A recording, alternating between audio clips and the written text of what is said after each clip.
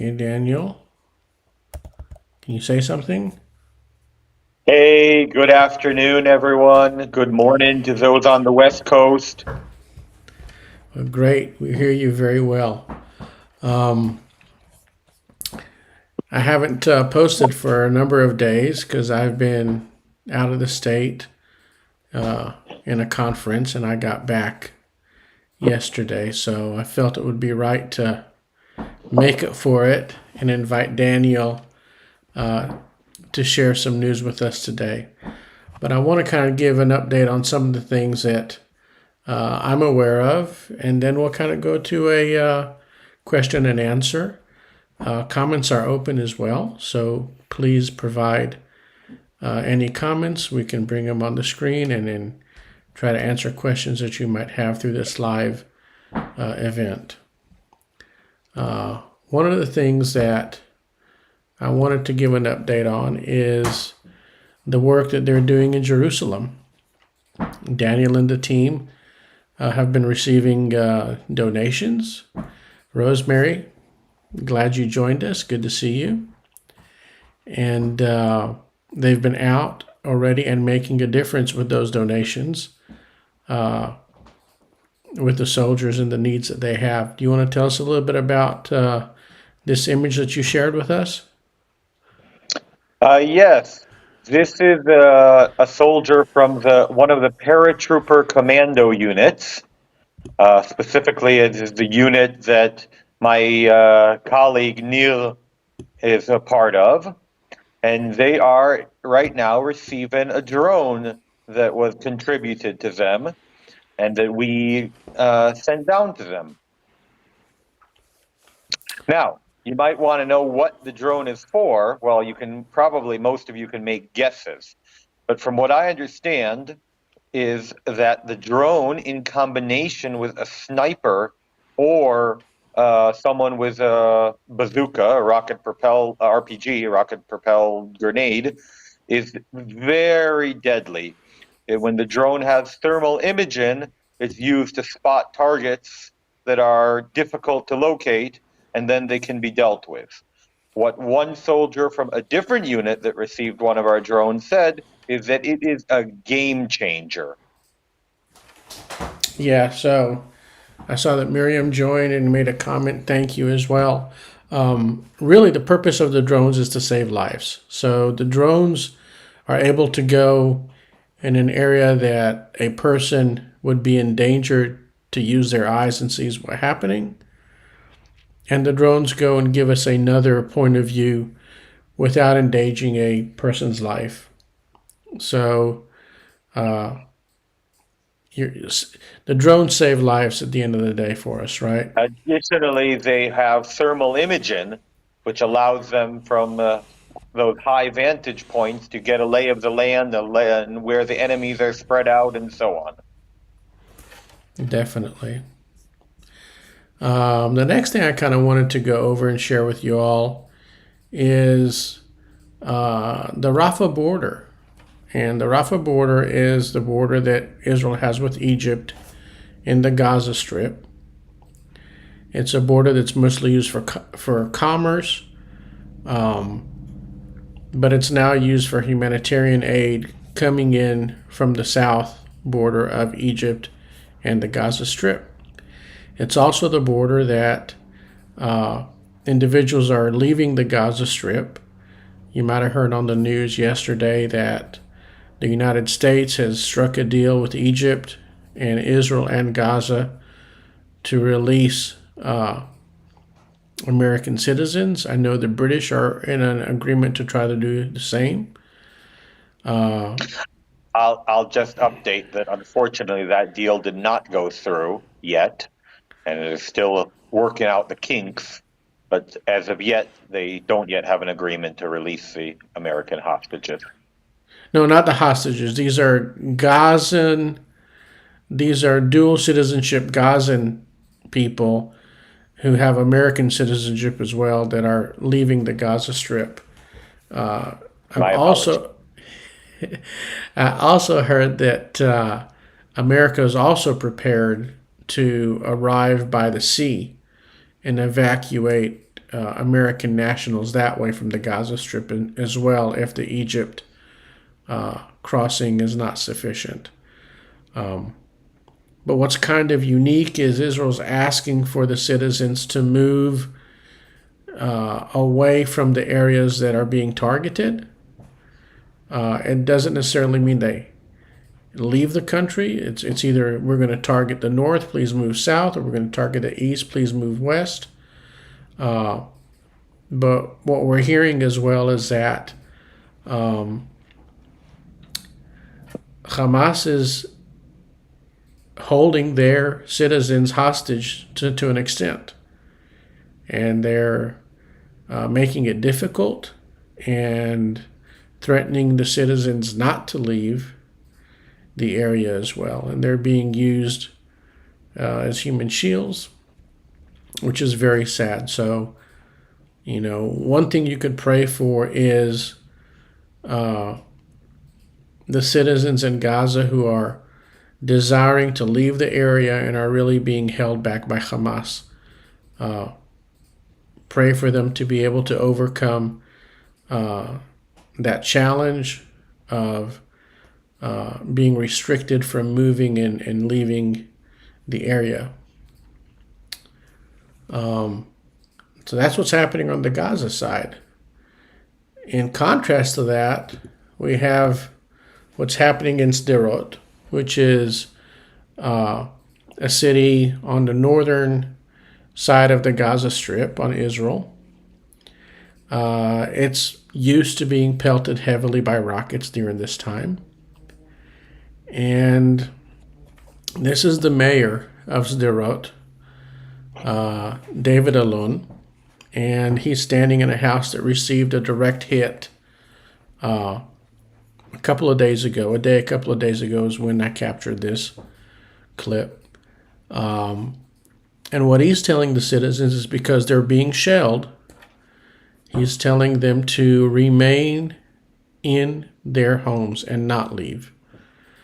And he's telling the citizens that they will bring food, they will bring water, necessities that exist for the citizens will be delivered to the citizens by other volunteers and citizens and people of the city. So it's a huge contrast in the way that the citizens are viewed and being treated right now. But also pray for the citizens in Sderot and the other cities outside of the envelope of Gaza that are being targeted and also have a difficulty at this time. Israel has been targeting on average about 700 plus targets a day, a night in Gaza. So the Israel's bombardment is very, very strong, is very, very targeted, is very, very purposeful, and it's all for the purpose of preparing for a ground assault. And the images here that you see were taken by citizens who were driving down the highway in these areas and captured the training and the preparation of units to enter either the Gaza Strip or to sit in preparation. That person's praying there. Sit in preparation up north to prevent any northern incursion as well. We're averaging right now approximately a number of incursions a day from the north. Israel is responding back to that. Most of the incursions are involving anti-tank missiles being shot at civilian structures and homes across the border. As well as mortars. And it's a tit for tat. They do something and we respond to that action as well.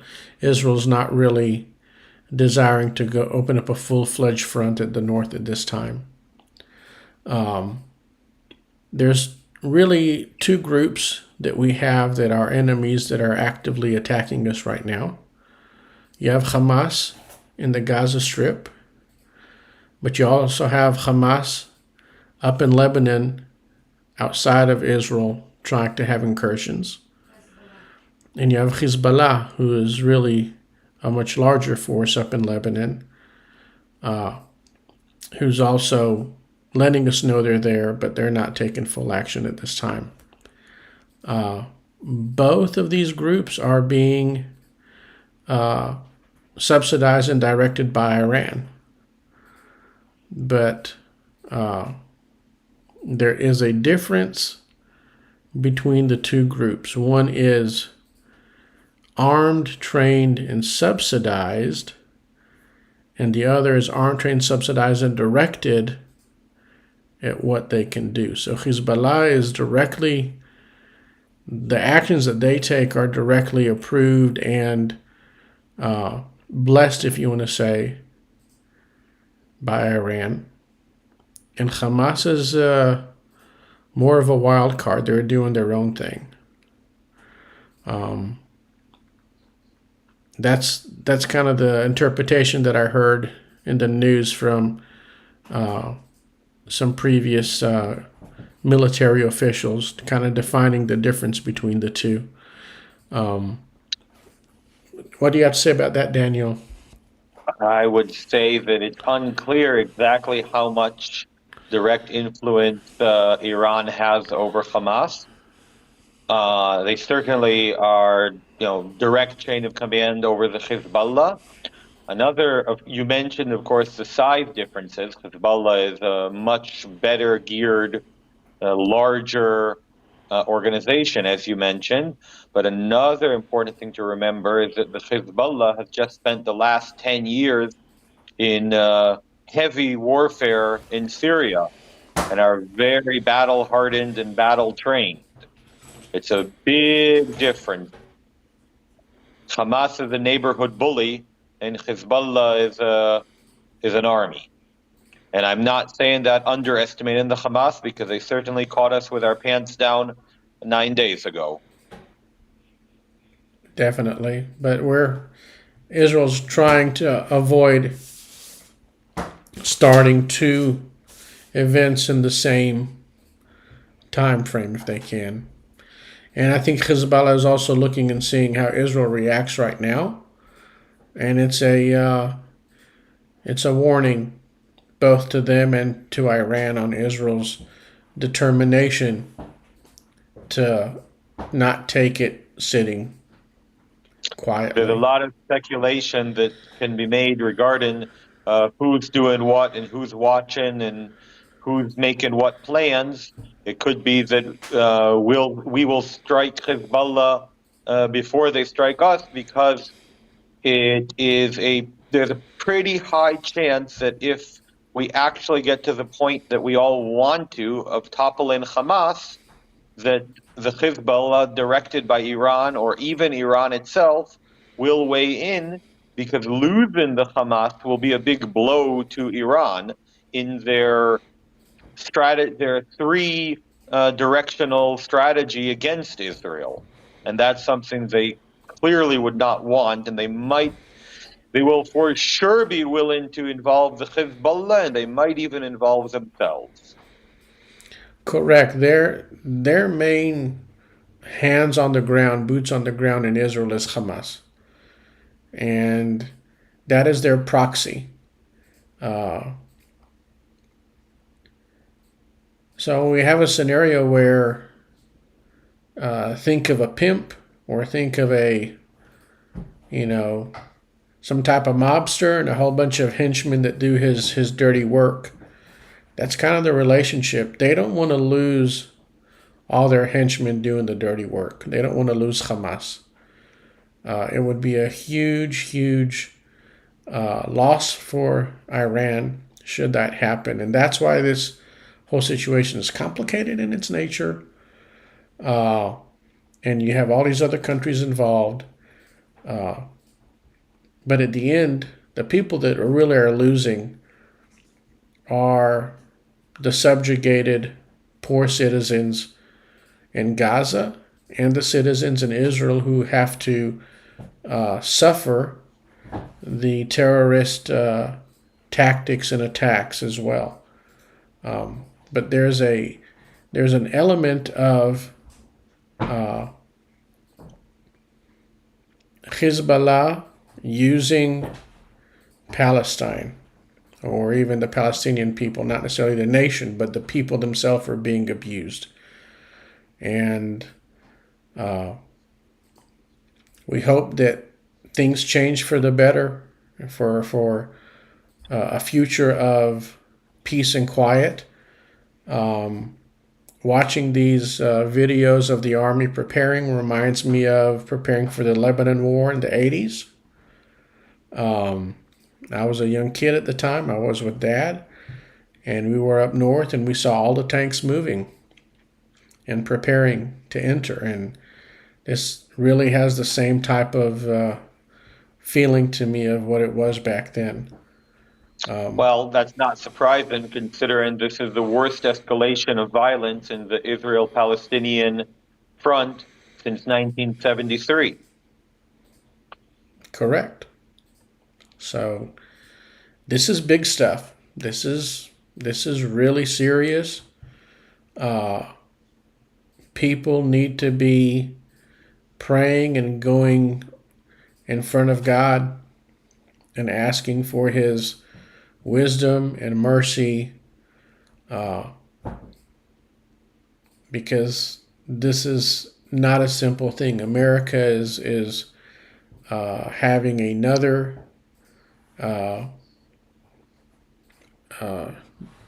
ship. I forget what the name is in English. Noset Matosim. Aircraft carrier. And an aircraft, another secondary There's aircraft. one already here, a second one on its way, and a third that they announced they were going to send. And let me remind you all that when one says aircraft carrier, you're talking about a floating army. It's not just the carrier. It's surrounded by 2 circles of ships around it, as well as submarines and 5,000 Marines and about 60 to 80 planes. It is an army. Yes. So we hope that things don't escalate to that level, but Israel's prepared. America is prepared as well. I kind of want to switch us, Daniel, over to another view and kind of go to an interview mode, if that's okay with you. Of course. Let me figure out where you are. I'm here in Jerusalem. No, I got to figure out how to pick your camera source here for me. Hi, Beth.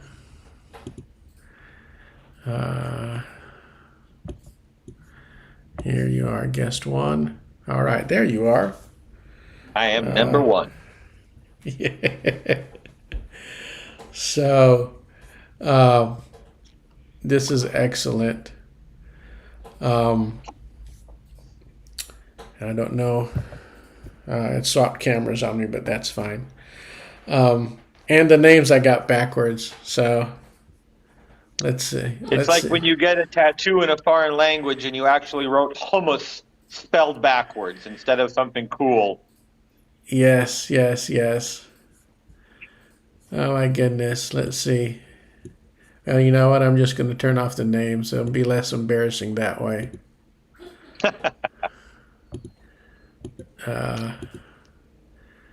It's never embarrassing. I mean, we're here online with our friends around the world, and they're with us. And for all they know, I could be wearing boxer shorts.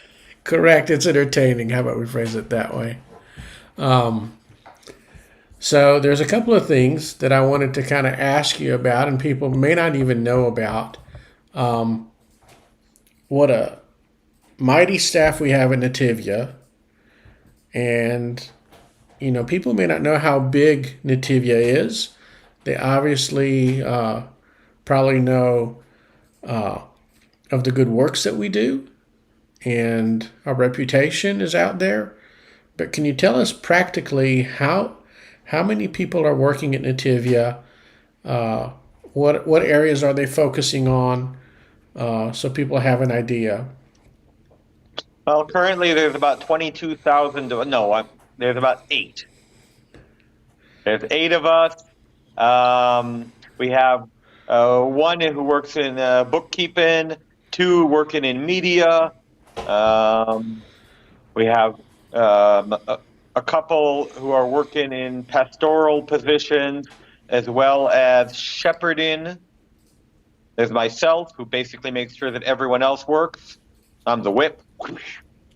Yeah. Um, and of course, there's Yuda, who is the director and the pastor. And uh, besides your dad, who works tirelessly and endlessly, Yuda is our main content producer, pastor, and shepherd. Okay. Um, I hope that got to eight because I just said eight randomly. how many people are working on in the food distribution that we have? How many people are tied up with that? Well, generally Chanoch, who I didn't mention, but he's our we call it, I guess, a groundskeeper. He makes sure that the building doesn't fall down around us. Does painting and fixing and organizing and cleaning and gardening and everything in. On Wednesdays, which is the main day for our food distribution, he's down handing out the food, and before that, he prepares. By the way, if any of you are in Israel and on Wednesday in Jerusalem, feel free to stop by anytime from 9 a.m. until 6 p.m. From 9 to 12, we prepare the bags of fruit and vegetables and set up. From 12 to 1, we take a short break and eat lunch together. And from 1 to 6 p.m., we're distributing food to the neediest families in Jerusalem, most of which are sent to us directly from social services. The municipal social services, they're the ones that filter out the neediest, that do the credit checks and the house visits. We don't want to have anything to do with that. As you know, we've been doing this for 25 years. There are a few families that come to us directly from the shepherds, pastors, and leaders of the congregations in the city. A few that come from specific organizations with their own social workers, like Israel Pro-Life. But the majority are sent directly from social services, and they are of Russian background, Ethiopian background, ultra-Orthodox, secular, single parents, Arabs, even Palestinians from Bethlehem. The works. We get them all, and we serve them with a smile on our face. Thank you. And in addition to Chanoch, with our staff member down there, in normal and relaxing times, there's usually an additional staff member for a couple of hours here and there, and the rest is manned by wonderful volunteers. Currently, there's a couple from China that have been coming every week for the last 3 months. And one young man from Germany. So he's making Aliyah to Israel, and I won't be able to say he's German anymore because he's in 2 weeks getting married to a nice Israeli girl, and then we'll be living in Israel. We also have the Houses for Healing, right? You know, tell us about what's happening with that ministry right now in those places that we have. Houses for Healing is a project where we've got apartments for patients of the largest hospital in Jerusalem and one of the best in the world, the Hadassah and Karem Hospital, and if needed, also the Shaarei Tzedek Hospital, which is relatively near. But the apartments are right near the hospital, and patients who require boarding based on the hospital social workers or their chief doctors, because sometimes it's the doctor who decides because it can relate to what treatment they'll choose to give the patient, we can provide housing for people.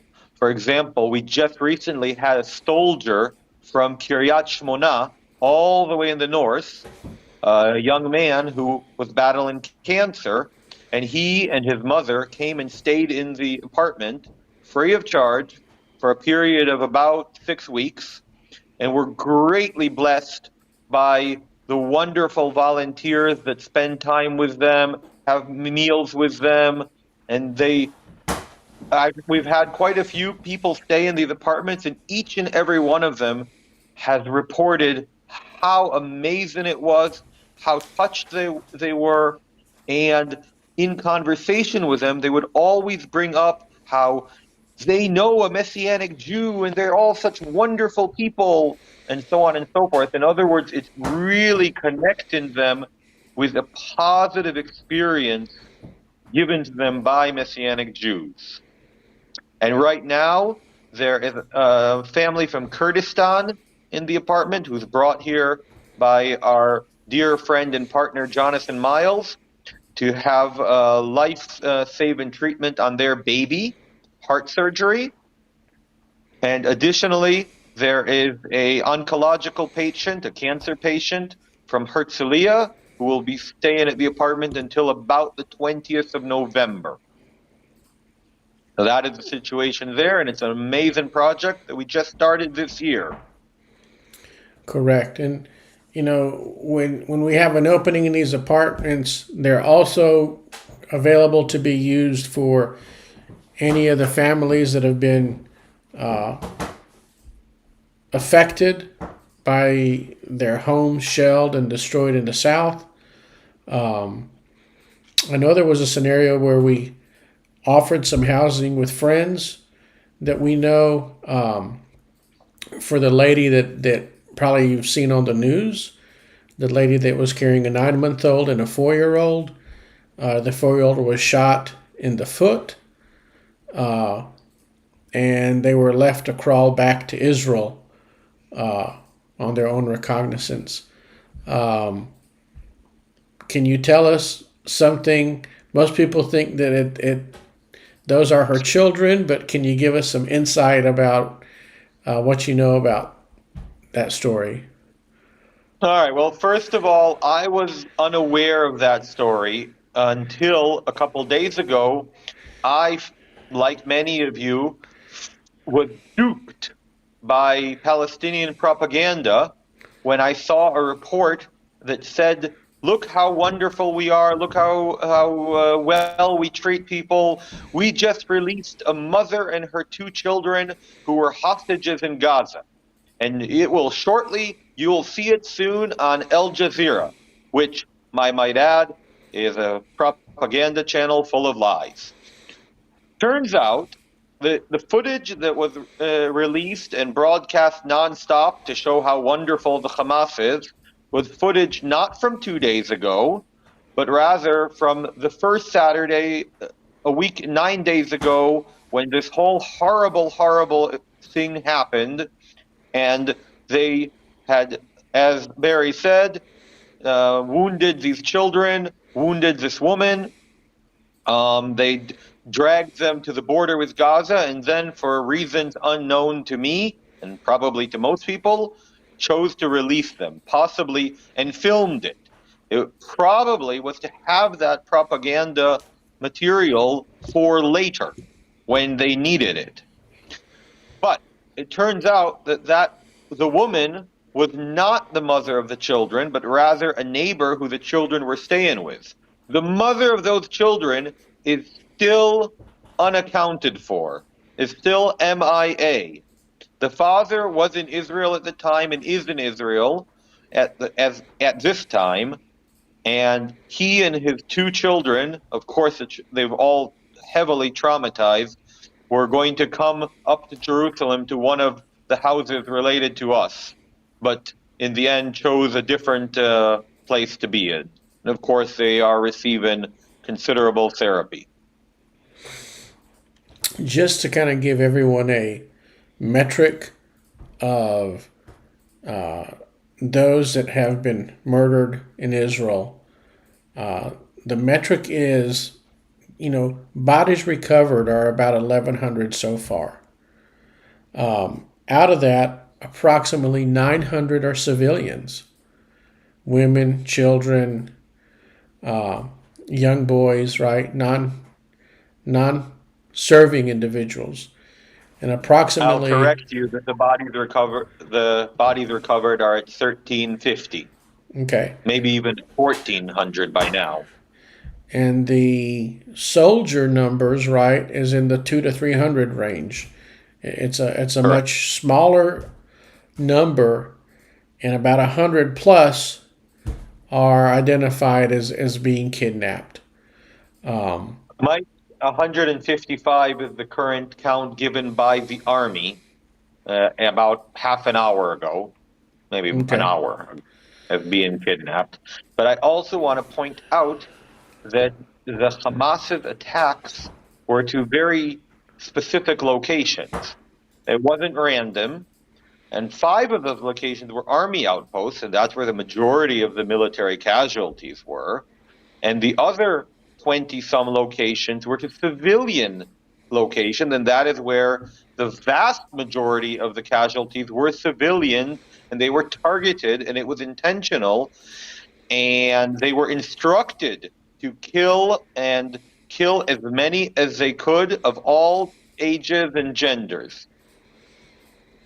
One of the things I think people may not know, but the Israeli population is not armed like we are in the United States. The right to bear arms is accessible significantly in the United States. And in Israel, it's mostly people that are in service, either in police, either in military, right? But you are within some government framework of service that you are eligible to be responsible for a firearm. That is correct. It's very limited, which is not what people think, but in fact, you need to live in a specific dangerous place or work in a dangerous place. And also, will have need to had extensive military training or have reached a certain military rank in order to bear arms. And the extensive military training is far more than the mandatory 3-year service. It's serving in a combat capacity. So you understand that when the police stations were targeted, when the army units were targeted, it left people defenseless and they were just slaughtered. There is no other. More than that, in the past, each of the settlements had a civilian combat unit, preparation unit, with around 20 assault rifles and the people trained to use it. In recent years, the army, due to a fear of having those weapons stolen, had gathered up those weapons so that all of these settlements right on the border of the Gaza Strip, what's known as the Gaza periphery, had between 2 and 6 weapons.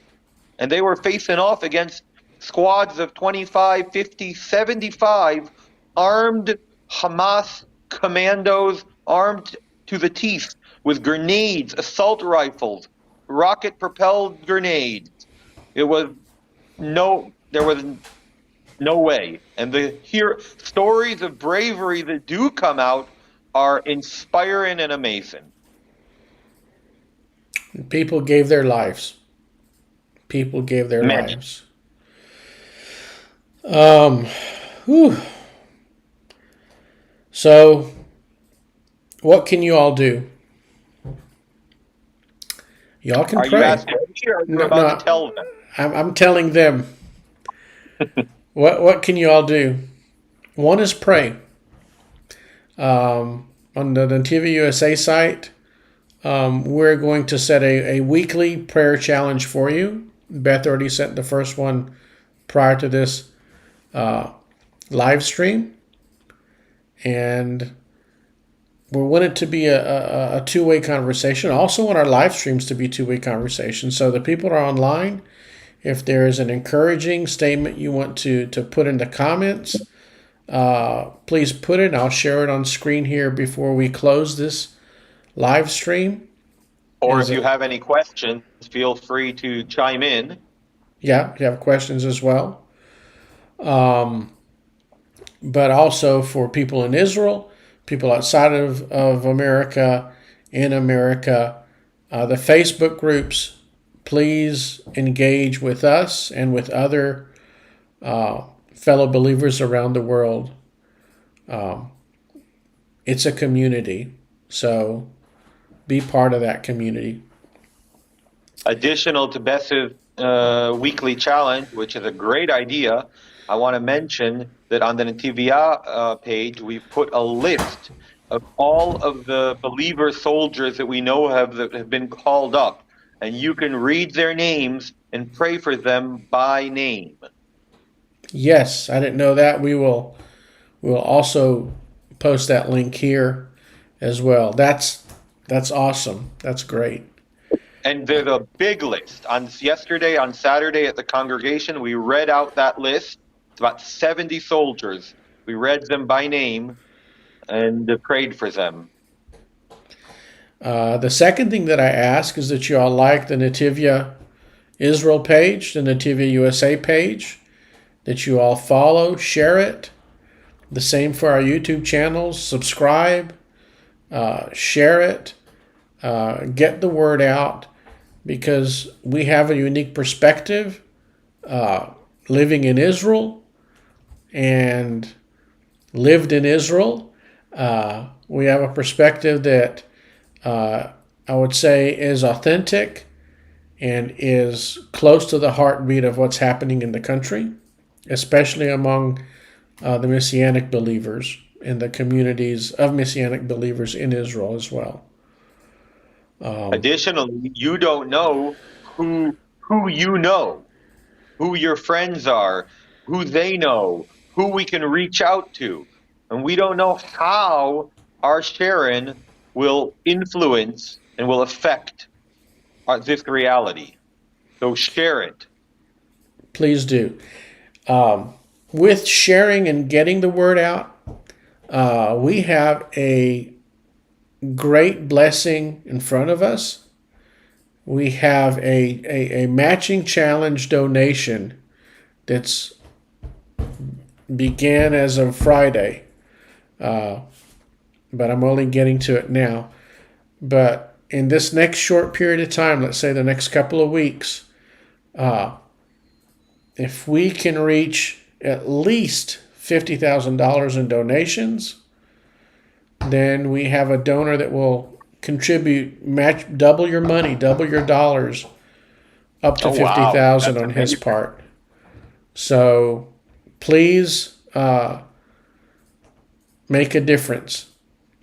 The needs are great now. The needs later on will be even greater.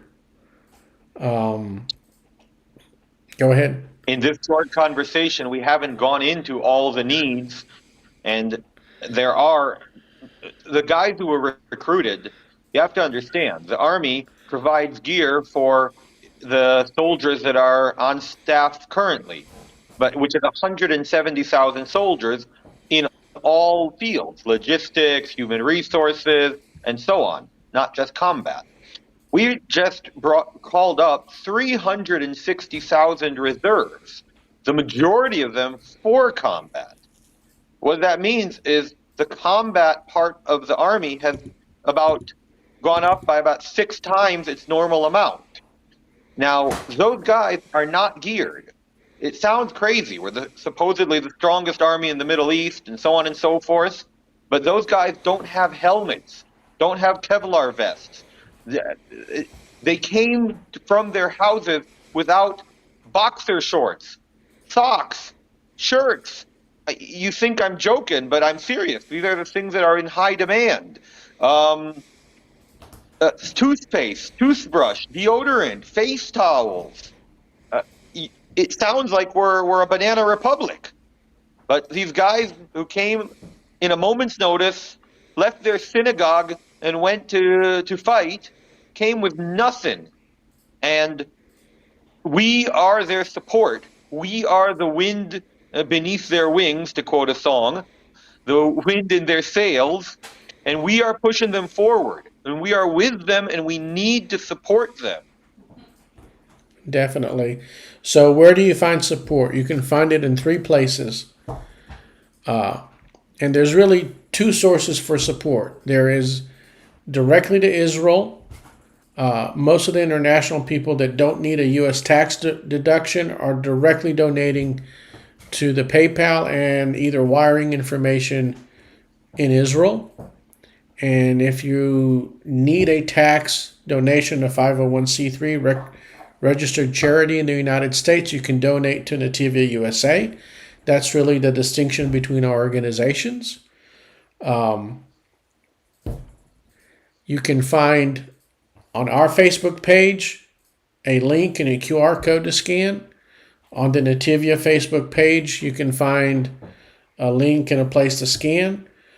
On the Netivyah webpage, netivyah.org, there is a donation or a giving link. And when you go to that page, there's buttons at the bottom, all the way, just General Fund for Israel from the USA donation. And you can either do the At War or the General Fund in Israel as well links if you want to do it directly to Israel. So reach out. And Go more ahead. than that, I just want to say that even though Barry has a matching challenge by a very generous donor and we need funds to buy stuff, it's more important to me that you share our news and reach other people.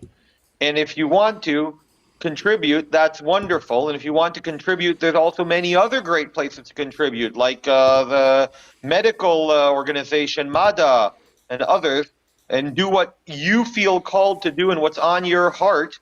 But share. We want to reach more people, and we want Israel to get the political and spiritual support that it needs. Correct. I'm going to also share with you, if you're not familiar with the Netivyah website, the Netivyah website is netivyah.org. You can find that website directly. At the end of this podcast, I'll have it for a minute, the QR code for Netivyah USA. You can always pause this, come back to this video, and we appreciate you being with us. Please share our media sources. Engage with us. We will do our best to engage with you. I kind of want to recognize a couple of people that I'm going to swap for a second, Daniel, but a couple of people that are put comments up. Rosemary Hicks says, "How can I help from the USA?" Rosemary, if you have questions, please reach out to us. Miriam is also recognizing and saying thank you, and we appreciate that. We appreciate the love for us and love for Israel and love for God. Daniel, is there anything else that you want to cover before we close down this live stream? Listen, there's so much more in the geopolitical and in the speculative, and how did the Israel intelligence and armies fail so miserably, and what could the future hold, and what could the situation look after the ground assault into Gaza, and so on and so forth. So those should get their own dedicated time. So, But I will just share one tiny little factoid, which is that through a contact in Arizona, I was made aware of an article in a local paper of the city that that person lives, which is that for the first time since 1989, 34 years ago, the United States did drills on air-to-air combat against the F-5. Now, most people are not airplane buffs like you, Barry, and recognize only the F-15, the F-16, maybe the F-22 stealth bomber, the F-34.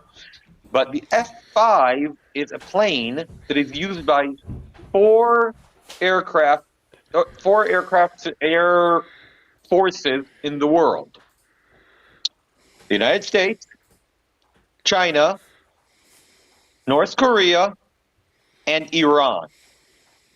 And the last time that these drills at simulating combat against F-5 happened in 1989, 34 years ago, There were 200 Israeli Air Force personnel living on that base where it happened.